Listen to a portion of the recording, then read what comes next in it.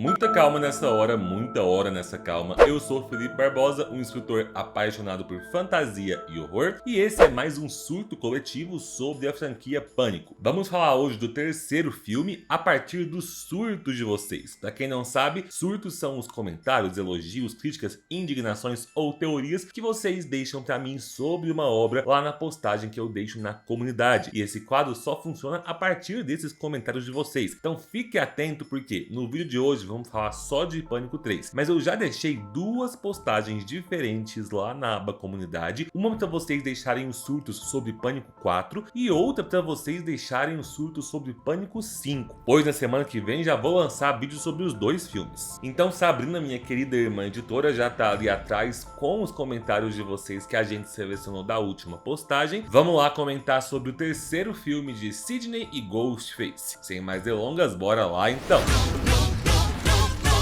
Pânico 3 foi lançado no ano 2000, ele foi dirigido também pelo Wes Craven, mas ele foi o único filme de toda a franquia que não foi roteirizado pelo Kevin Williamson, porque o roteirista na época já estava sendo mais requisitado e tinha outros projetos que estavam ocupando seu tempo. E assim, vamos falar bastante desse filme aqui hoje. Eu gostei do Pânico 3, acho que ele tem qualidades, mas entendo porque que muitas pessoas o classificam como o pior da saga, ou então pelo menos o menos envolvente, porque eu acho que o Kevin Williamson realmente fez falta no roteiro. A história desse Pânico 3 tem suas qualidades, mas eu acho que ela acaba destoando da franquia em alguns aspectos. Sabrina, você, minha irmãzinha que tá vendo aí a saga pela primeira vez, o que você achou? Achei fuleira, não gostei. Não, vou ser sincera, eu não gostei muito do 3, não. Pra mim, a gente assistiu o 3, eu tava acabando de editar o segundo ainda, né? E aí eu vi um comentário do vídeo do 2 onde falava assim que o 2 supera o 3. E realmente eu achei que o 2 superou o 3. Na minha classificação até agora tá 2, 1 e 3. Porque, nossa, o 3 eu achei muito sem graça, bem insignificante. Eu gostei da primeira palavra que você usou para definir o 3, fuleira. Inclusive, isso já é uma das curiosidades que eu trago aqui. Algo que atrapalhou a produção do terceiro Pânico é que na época o estúdio requisitou que o terceiro filme fosse um pouco menos sangrento e violento, indo mais do lado da comédia e até um pouquinho do drama do que do horror em si. E isso foi por causa de um acontecimento real, que foi o massacre de Columbine, que aconteceu em 1999, deixou a população norte-americana em choque com a violência que podia ser causada por jovens, e fez com que debates que já eram antigos na sociedade norte-americana se reacendessem com pessoas novamente falando da influência que a violência na cultura pop pode ter nos jovens, e despertou um cuidado especial do estúdio que pediu que esse filme não tivesse adolescentes ou personagens muito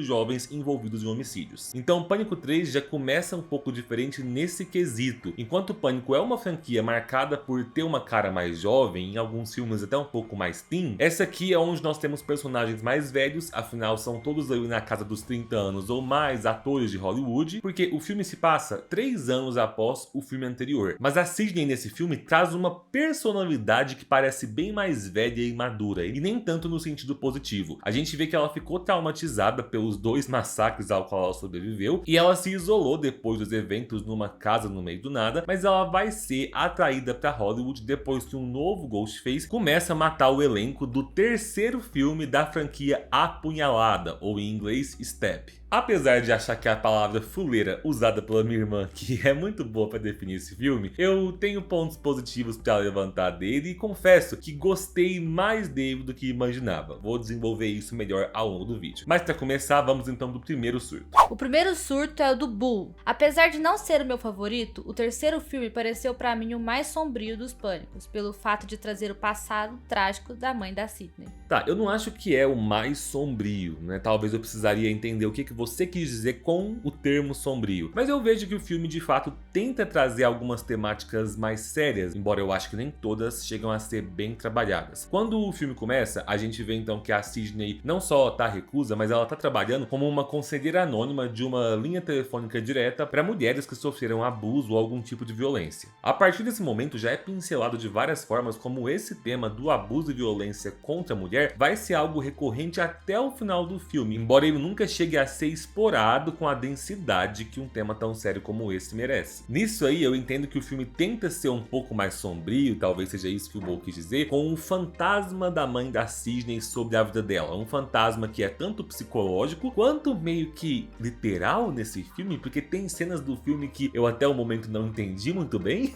se ela realmente estava vendo que poderia ser uma assombração da mãe, ou se era de fato esse Ghostface que parece bem mais habilidoso tentando gerar umas ilusões na cabeça dela, se foi tudo fruto da imaginação traumática. Então assim, as partes em que o filme tenta flertar com cenas de um horror sobrenatural me desagradaram bastante e me fizeram me desprender do que eu estava assistindo. Só que aí o desenrolar das investigações acerca do passado da mãe da Sidney acabam indo para um lado que eu gosto, que é uma das partes positivas do filme, que é a cutucada que ele dá em Hollywood, principalmente na questão de exploração sexual que sempre aconteceu nos bastidores de grandes filmes, algo que infelizmente aconteceu no passado com várias jovens atrizes, e hoje em dia a galera percebe até uma ironia um tanto sombria nesse filme retratar ali um grande produtor de cinema que era um predador sexual de jovens mulheres no passado, porque Pânico 3 foi produzido pelo Harvey Weinstein, que foi condenado em 2020 por inúmeras acusações de má conduta sexual e estupro. Então é isso, eu acho que o filme apresenta ideias interessantes mais sombrias para falar de traumas, para falar de abuso, mas talvez a parte cômica do filme nunca deixe que elas tenham desenvolvimento. O próximo surto é do Victor Souza. Pânico 3 infelizmente foi muito prejudicado pelas confusões por trás das câmeras, que alteraram inúmeras vezes o roteiro até chegar na conclusão de tudo se passar em Hollywood, pois havia muita pressa para serem feitos cenários e etc. De todo modo, ao menos para mim, a confusão do filme resultou em justamente o que ele fala, que trilogias encerram com filmes insanos e doidos. E eu também amo a Carrie Fisher fazendo uma referência a si mesma no filme. Sim, tenho bastante coisa pra falar desse comentário aí, porque ele começa a ressaltar alguns dos pontos positivos que eu encontro no filme. Primeiro, pra quem não sabe, muitas reportagens da época ou de anos depois de Pânico 3 contam que a produção teve muitos problemas com roteiros que tinham que ser reescritos de última hora. Dizem que tinham algumas situações em que a página da cena que eles iam gravar só acabou de ser escrita no dia, aí eles entregavam pros atores poucas horas antes de gravar e os atores tinham que ler tudo, decorar, e tinha alguns problemas de agenda também. O contrato da Neve Campbell, que interpreta a Sidney, só permitia que ela ficasse no set por apenas 20 dias, porque ela estava gravando outros filmes. Então eles tiveram uma flexibilidade de horários para gravar com ela super pequena. É por isso que nesse filme ela aparece menos do que os outros. Algo que já acontecia no primeiro e no segundo é que a Sidney e a Gale pareciam sim estar sempre separadas. Sempre parece que a Sidney tá tentando sobreviver no arco dela, enquanto a Gale tá tentando investigar. Mas eu acho que nesse filme aqui a coisa fica ainda mais deslocada, por mais que eles tentem justificar que é porque a Sidney tava isolada e tal. Dá a impressão pra mim que o filme inteiro é da Gale e do Dewey e que a Sidney só aparece no final porque a atriz tava gravando outros projetos. Na verdade, realmente, se você for olhar o filme, tipo, ela no começo lá isolada, aí todo mundo fazendo e os assassinatos acontecendo no começo, aí de repente ela chega do nada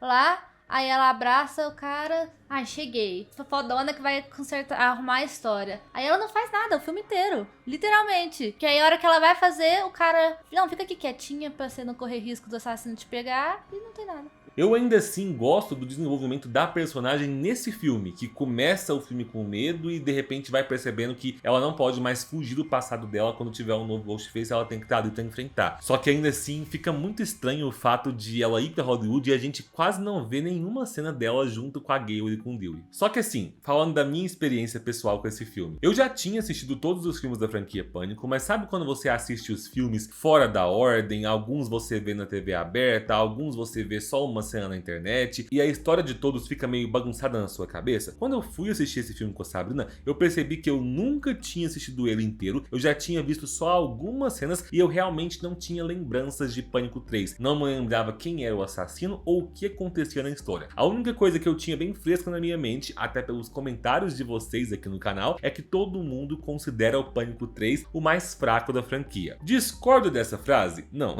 não discordo. Eu também acho que ele é o mais fraco da franquia. Mas ao mesmo tempo, ao assistir ele, eu acabei tendo uma grata surpresa de que eu não achei o filme tão ruim quanto algumas pessoas falavam nos comentários. Principalmente porque eu consegui ser comprado pelo argumento que o filme traz, como sempre se usando da metalinguagem, que é o quê? O Randy, quando aparece lá na fita de vídeo, vídeo já explica pra gente que, assim como filmes de horror sempre seguem uma trama, uma fórmula específica, o terceiro filme de uma trilogia de filmes de horror tende a ser sempre o mais exagerado, onde o vilão é mais caricato, o vilão tem mais mistérios e parece mais poderoso, e principalmente a conclusão da trilogia tentam chocar com revelações de segredos que mudam a história desde o primeiro filme. Então eu enxerguei ao longo de todo o filme que o que Pânico 3 estava fazendo era intencionalmente tentando ser um filme que foge do tom dos dois primeiros, para que ele se encaixasse nos clichês de um terceiro filme de uma saga que o próprio filme busca apontar. O filme brinca com a ideia que é falada pelos próprios personagens de como o terceiro filme sempre tenta fazer algo maior, mais expansivo do que os outros dois. E aqui eles realmente saíram do ensino médio de uma cidadezinha lá do primeiro filme, ou do núcleo pequeno numa faculdade do segundo, e estão numa cidade grande em Hollywood, mostrando os impactos que uma grande produção cinematográfica pode ter em todo o país. E é um filme que acaba zoando ele mesmo. Ao longo da produção, por exemplo, a gente vê os personagens que são os atores e atrizes de Apunhalada 3 reclamando ali que o roteiro não para de ser reescrito, que eles já receberam 3 roteiros diferentes, e essas reclamações desses personagens no filme realmente eram as reclamações dos atores de Pânico 3. Então assim, tudo isso que eu acabei de falar salva o filme dos seus defeitos? Não, não salva, mas pelo menos mostra que ele continua tendo um dos elementos mais importantes que os dois anteriores, que é a consciência que o filme tem daquilo que ele quer parodiar. E por fim, só falando aí do último ponto que o Victor trouxe no comentário, eu acho muito boa sim a cena em que a Gale e a Jennifer estão investigando o passado de atriz da mãe da Sidney, e elas encontram uma funcionária do estúdio chamada Bianca. A funcionária é interpretada pela Carrie Fisher, aí a Gale olha pra ela como se reconhecesse a mulher e ela fala: não, eu não sou ela, eu só pareço com ela. Eu quase fui a princesa Leia, mas acabou sendo a menina que dormiu com George Lucas. Pra quem consegue reconhecer a atriz e pegar a referência nessa hora, é uma cena muito boa, mas eu encontrei uma informação que faria com que essa cena pudesse ser melhor ainda. Originalmente, a atriz que foi convidada para fazer essa cena foi a Jamie Lee Curtis. Ela ia estar ali nesse papel, a Gale ia reconhecer ela e ela ia dizer: não, não sou a Jamie Lee Curtis, eu tentei o papel para Halloween, mas não funcionou. Então assim, admiro muito a Carrie Fisher, legal essa pontinha ali com referência a Star Wars, mas se fosse a Jamie Lee Curtis com uma referência a Halloween, que foi uma das principais inspirações da franquia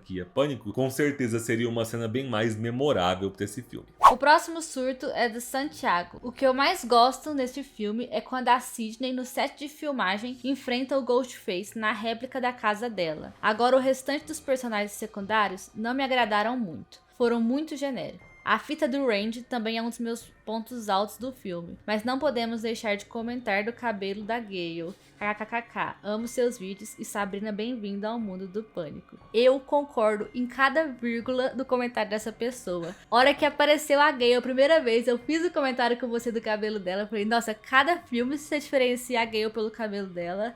Apesar de eu não ser muito fã do Randy, pra mim, a fita dele eu achei muito legal. Fazer essa homenagem com a fita dele, mostrando ele tentando se esforçar, tipo, se eu morrer, e ele falando pra Sidney, no terceiro filme tudo pode acontecer, inclusive, fica cuidado aí que você pode morrer também. Sim. Agora, sobre a Sidney correr do Ghostface na réplica da casa dela, pra mim poderia entrar lá naquele primeiro comentário do que é sombrio no filme, porque você reviver um trauma é uma coisa, agora você reviver um trauma no mesmo lugar, pra mim só de entrar naquele lugar e de tudo que ela viveu lá, já seria sombrio. Sim, pra mim essa é a melhor sequência de cenas do filme. A única parte da cena que eu não gosto é quando ela fica vendo o que ela acha que é o corpo da mãe naquele lençol meio ensanguentado, mas tudo bem, eu relevo, não só porque o cenário lembra o primeiro Pânico e até a forma como o Ghostface ataca ela vindo da janela lembra o primeiro Pânico também, mas a cena já mostra pra gente que a Sidney evoluiu, já tá se preparando pra quando tiver que pensar em como escapar de um assassino, principalmente naquela cena genial em que ela faz ele ir atrás dela na porta, mas fica esperando no cantinho pra jogar ele lá embaixo. E sobre a fita que o Randy deixa pros personagens, pra mim é a cena mais bem pensada do filme, porque é quase como que o Wes Craven e os produtores passando o pano pra própria saga, porque eles reconhecem que matar o Randy no segundo pode ter sido preceptado. Inclusive eu gosto que numa das primeiras cenas em que aparece o set de Apunhalada 3, a gente vê os atores, os produtores conversando, e eles realmente falam que os fãs de Apunhalada ficaram revoltados porque o personagem do Randy morreu em Apunhalada 2. Então, novamente, isso é algo que tá presente em Pânico 3 e que eu gosto, que é como esses filmes conseguem demonstrar que eles são atenciosos respeitosos ao público de filmes de horror que os assiste. Eles sabem do que o público gosta, eles entendem quando o público se revolta e estão sempre brincando ali na tela com essa relação entre o estúdio e os espectadores. O próximo surto é do Edmilson Santos. Pra mim, as duas melhores coisas desse filme são o relacionamento da Gale e do Dewey, que acaba tendo bem mais foco aqui, e é claro,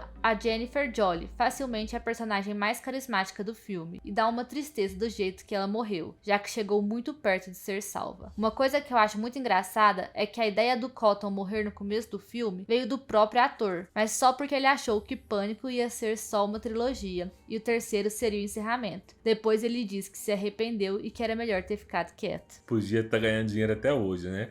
Ainda bem que morreu, porque eu não gostava muito dele não. Sim, eu acho o personagem do Cotton Harry bem qualquer coisa. Ele vem no segundo filme meio que pra trazer uma ideia de culpa que vai assombrar a Sidney, né? Mas aqui no terceiro, ainda bem que ele morre lá no começo. Apesar de que eu acho a cena da morte dele o início menos memorável de todos os filmes de Pânico. A cena inicial dos filmes da franquia sempre traz algo original. A gente já comentou da cena de Pânico 2, que é muito inteligente. Sem falar spoilers, mas já lembrando aqui da cena que inicia Pânico 4, eu gosto bastante dela também. A cena que é de Pânico 3, eu nem me lembrava dela, e assim que a gente acabou de assistir o filme, eu já tinha esquecido qual era a cena inicial, porque ela realmente é bem sem graça. Acredito eu que a tentativa deles de fazer algo um pouco diferente, fora da caixinha, nessa primeira cena do Cotton, seja talvez a ideia de que o Ghostface dessa vez conseguia usar um simulador de voz das pessoas, né? Mas pra mim essa é uma das piores coisas do filme, e eu vou deixar pra falar dela daqui a pouco, porque eu acho que tem um comentário que aborda isso. Agora, o Edmilson falou também no comentário dele sobre o relacionamento da Gale e do Dewey, né? Já falei no vídeo passado que eu gosto bastante da relação dos dois personagens, e uma coisa que alguns talvez não saibam é que a Courtney Cox e o David Arquette realmente foram casados. Tem uma entrevista da Courtney Cox onde ela comentou sobre o desenvolvimento do relacionamento deles ao longo dos 3 primeiros filmes, que ela conta que no primeiro filme ela tava flertando com o David, no segundo ela tava namorando, dormindo já com ele, e no terceiro eles estavam casados já, compartilhando um trailer durante as gravações. E assim, talvez por eu ser tão fã da personagem da Gale e gostar do desenvolvimento dela ao longo da saga, eu não tenha gostado muito da personagem da Jennifer Joly. Eu acho estranho, inclusive, a quantidade de pessoas que amam essa personagem. Enquanto eu assisti o terceiro filme, eu só ficava assim, gente, por que essa imitação da Gale tá tendo tanto destaque? Porque eu entendo a personagem existir, que é uma forma da Gale se ver refletido em outra pessoa, porque é uma pessoa que está interpretando ela mesma, ela olha pra essa atriz e fala, nossa, eu realmente era assim, eu era esse abutre desesperado por fama, o que vai levar a Gale a começar a repensar o seu passado, o que ela quer pra sua vida. Mas sabe quando eu falei do humor do filme que parece meio fora de tom, parece escrachado demais? Pra mim, a Jennifer Joly é a que mais exagera nesse humor que não me agrada. Ah, mas só mais uma curiosidade sobre Gale e Jennifer que não pode faltar aqui, é que os fãs viviam comentando que tanto no primeiro Pânico quanto no segundo, quando você chegava ali por volta de 30 minutos de filme, tinha uma cena da Sidney dando um soco na Gale. E aqui no terceiro filme, eles meio que honram isso quase na mesma minutagem, mas é com a Gale dando um soco na Jennifer. Estamos chegando no final do vídeo, se você ainda tá aqui é porque você tá gostando, então eu peço que você apoie meu trabalho deixando o seu curtir, compartilhando o link com seus amigos, se inscrevendo no canal e ativando o sininho para receber as notificações. Os dois últimos surtos eu vou ler eles juntos, que é do Ramon Pimentel, que falou: esse filme eu acho o mais fraco da franquia, mas tá longe de ser ruim como muitas pessoas acham. Concordo. Pra mim, a pior coisa são aquelas cenas da Sidney vendo o espírito da mãe dela. Acho que elas ficam muito desconexas do resto do filme. E também não gosto muito do Ghostface imitando as vozes das pessoas. Como que ele faz isso? Não faz muito sentido. Tanto que isso não é mais usado nos filmes seguintes. E o assassino acho mais fraco e forçado também. Enfim, apesar dessas coisas que eu não gosto muito, que eu citei acima, ainda acho que o Pânico 3 um filme divertido. Divertido realmente é uma palavra que pra mim define esse filme. Junto com Fuleira. Junto com Fuleira. E o outro é do Everton Camilo. O 3 não é exatamente ruim. Tem uma comédia muito exagerada por parte da Jennifer, mas ela e Gale juntas funcionam bem. Por falar na Gale, que cabelo ridículo. A abertura desse filme decepcionou. O Cotton era pra ser o personagem personagem usado como dúvida se era ou não o assassino e se livraram dele logo no início. Fiquei achando o tempo todo que ele não tinha morrido até o assassino se revelar no final e não ser algo surpreendente. Outra coisa foi aquela alucinação da Sidney com a mãe dela morta, aparecendo o tempo todo. Não precisava daquilo, porque o filme não é sobrenatural. Porém, se eles tivessem usado isso para mostrar que a Maureen Prescott estivesse viva e fosse a mandante de tudo para ajudar a filha a ser uma atriz de filmes mais famosa, já que a Sidney estudou artes cênicas na faculdade, seria bem mais interessante ver Maureen e o Ronan agirem juntos, mas eles resolveram inserir a mulher apenas como fantasma de alucinações que não levam a lugar nenhum. Eu vou confessar que por um momento eu cheguei a pensar, por causa dos fantasmas, que eu falei, que isso tá aparecendo? Eu cheguei a pensar, falei, será que a mãe dela forjou tudo isso e realmente está viva?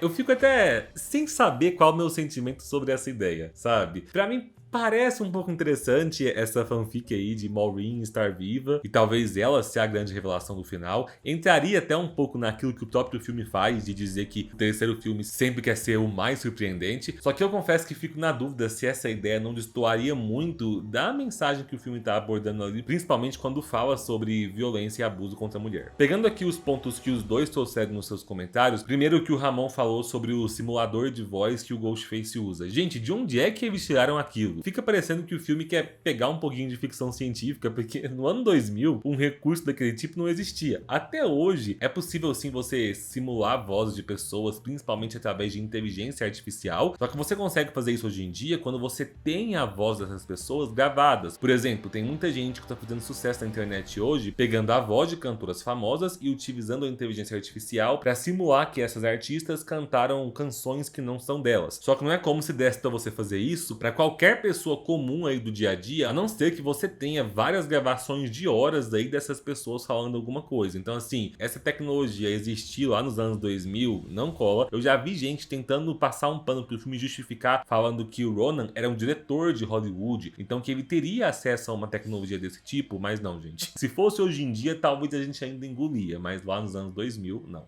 E além disso, eu achei meio o povo burrinho, porque chegou um momento que eles perceberam que ele tava fazendo a voz de outras pessoas, e mesmo assim, a hora que o povo ligava, eles acreditavam, eles não pensavam duas vezes. Se eles sabem que tem um assassino tão investigando, gente, vamos pensar um pouquinho a mais, né? Falava, tipo, aquela hora lá que a Gale tá no porão e o Dewey tá lá em cima, e ela fala, abre a porta da cozinha que ele tá aqui embaixo comigo. Aí vira pra ela e ele fala, ah, não sei se é você mesmo, como eu vou saber? Vira e fala assim, a gente fez isso junto. O assassino não vai saber, ué. Fala alguma coisa que só vocês dois sabem pra, entendeu? Tipo, alguns sinais pra mostrar que é você mesmo. E já que você lembrou dessa cena, ela é seguida pra mim da pior cena do filme, que é uma vergonha alheia na hora que o Ghostface manda aquela faca na direção do Dewey e o cabo da faca bate na testa dele e ele desmaia. Eu sei que o Dewey sempre foi trabalhado como um policial um tanto atrapalhado, meio bobo, mas nossa, chega a ser patético o que fazem com ele aqui. Agora, sobre o final e as revelações, tanto o Everton quanto o Ramon disseram que não gostam da revelação do assassino, e nesse ponto, eu gosto, eu acho bem coerente que seja o Roman o diretor de Apunhalado 3, porque resgata aquilo que tinha nos outros filmes, da revelação do assassino ao mesmo tempo ter um motivo ligado a Sidney ou ao passado dela, mas também ter alguma referência a um filme de horror famoso. E pensando num filme que fala tanto de sequências de filmes de terror, a revelação do Roman como um meio-irmão da Sidney tem tudo a ver com Halloween 2, onde Michael Myers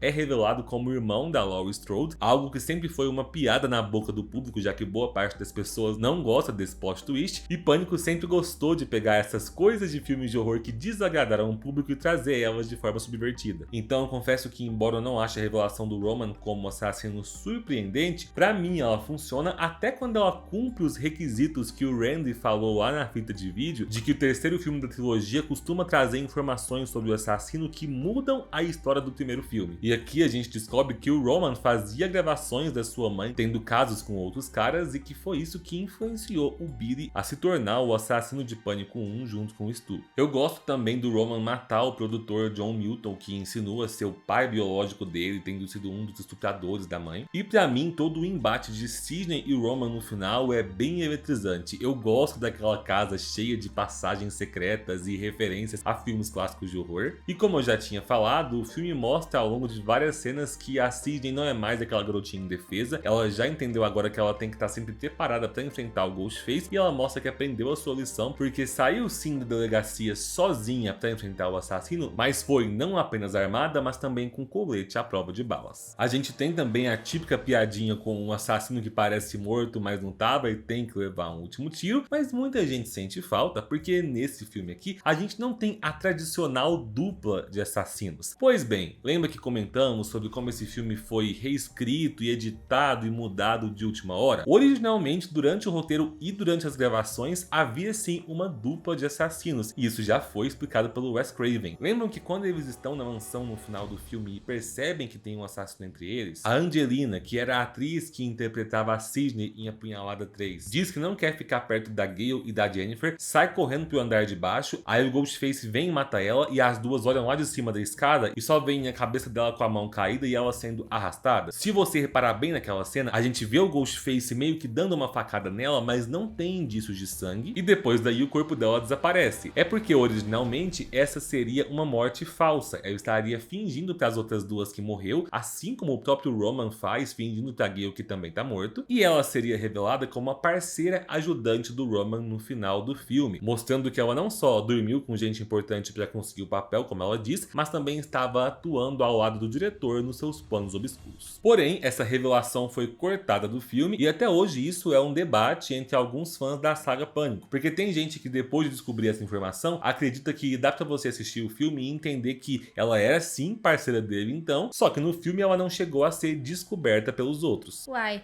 igual o Mickey era parceiro da mulher lá, da mãe do Billy, não chegou no final, ela matou ele. Então o cara pode falar, nossa, que menina chata, e matado ela também.